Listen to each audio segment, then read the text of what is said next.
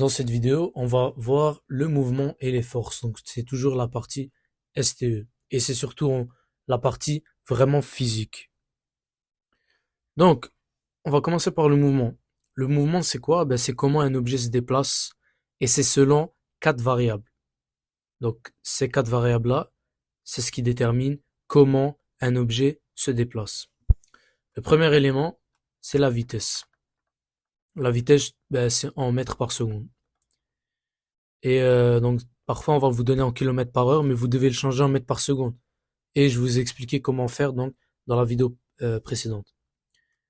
On a aussi le déplacement, donc le déplacement en mètres. Et vous allez voir plus en détail en physique l'année prochaine qu'il y a une différence entre le déplacement et la distance parcourue. Mais ça, on va l'aborder euh, dans les capsules de physique qui arrivent prochainement. Ensuite, on a le temps en secondes, et on a l'accélération en mètres par seconde au carré. Voilà, donc ça c'est les quatre variables. Maintenant, la force.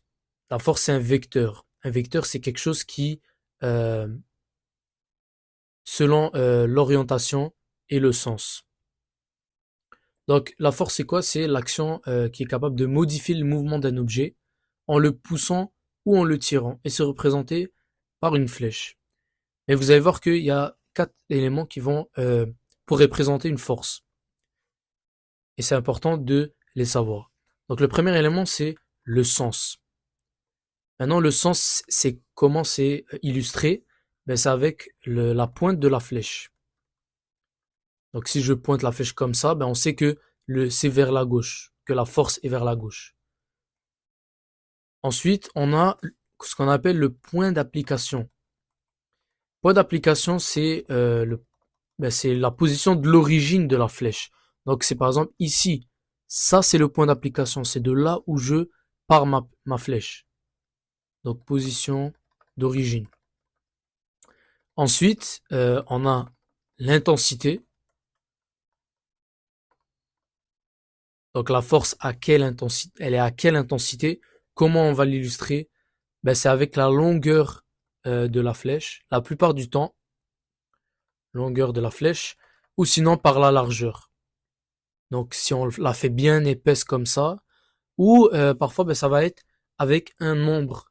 Donc ça va être en newton, parce que la force c'est toujours en newton.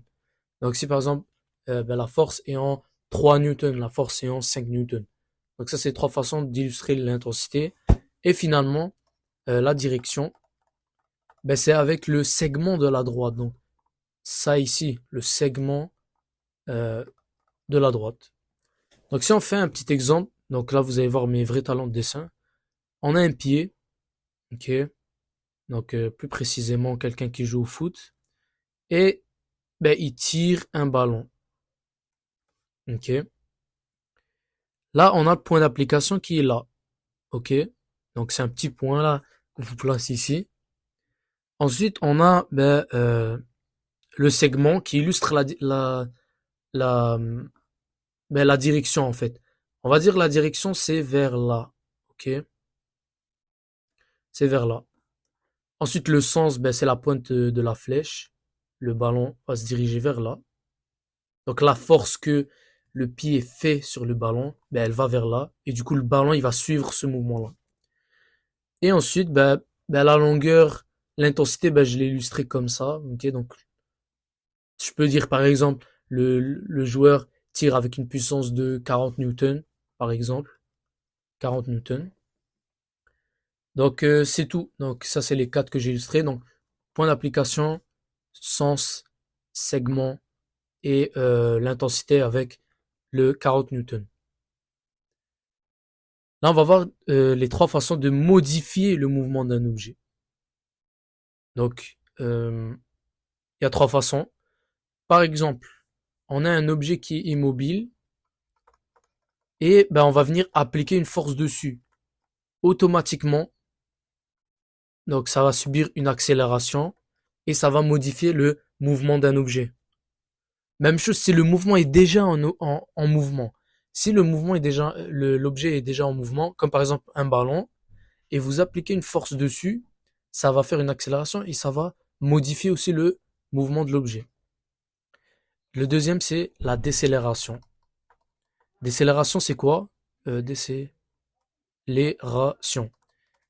Attendez, je vais effacer ça, parce que c'est pas bon comme ça. Décélération. Décélération, c'est quoi? Ben, c'est la force dans le sens contraire du mouvement, qui fait soit ralentir ou arrêter l'objet. Donc si par exemple le ballon arrive vers moi, et donc je j'applique une sens contraire. Donc par exemple le ballon se dirige vers là, et moi j'applique une force vers là, vers le contraire au ballon. Ben, automatiquement ça le fait ralentir ou ça l'arrête. Donc ça c'est ce qu'on appelle décélération. C'est le contraire de l'accélération.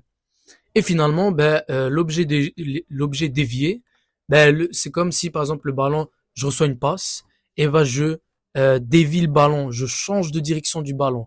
Et ça modifie le mouvement de ce ballon-là.